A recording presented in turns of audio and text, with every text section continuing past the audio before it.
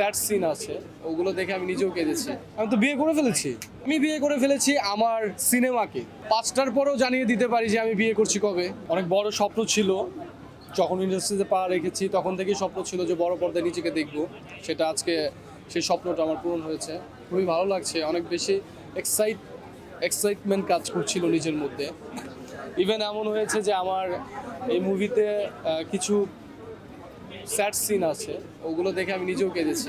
ভালো লেগেছে এবং সবাই যখন হাততালি দিচ্ছিল, এবং সবচেয়ে বড় কথা হচ্ছে কি, ফার্স্ট ফিল্ম তো চেষ্টা করেছি সর্বোচ্চ করার, কতটুকু ভালো হয়েছে জানি না। আপনারা সবাই হলে আসবেন, দেখবেন, আপনাদের মন্তব্য করবেন।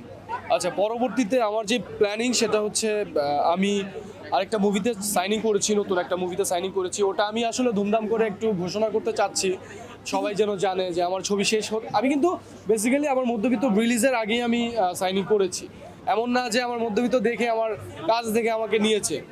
হ্যাঁ, সো আর যার মুভিটাতে আমি সাইনিং করেছি সে অনেক সিনিয়র একজন ডিরেক্টর।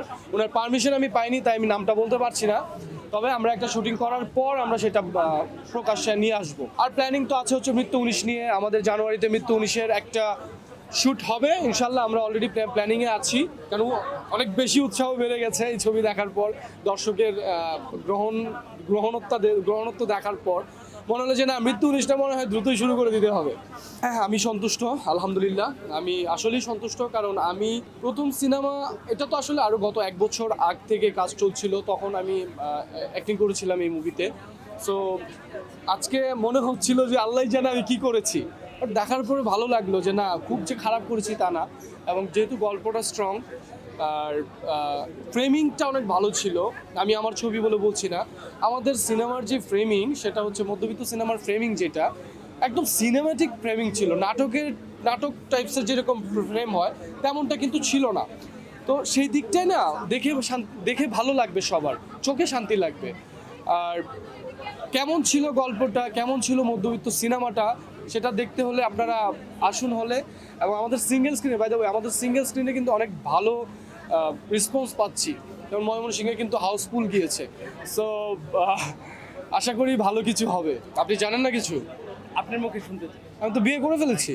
কিন্তু ওইখানে একটা শব্দ আছে, আমি সেটা আমি কিন্তু বিয়ে করে ফেলেছি, আসলে সত্যি আমি বিয়ে করে ফেলেছি। আমি বিয়ে করে ফেলেছি আমার সিনেমাকে, আমি বিয়ে করে ফেলেছি আমার ইন্ডাস্ট্রিকে। আমি তাকে বিয়ে করে আমার ঘর সংসার বানিয়ে ফেলেছি, এবং সেটাই আপনারা আজকে দেখলেন। এটা কি বাচ্চা ছিল? এটা বাচ্চা ছিল। মা কোথায়?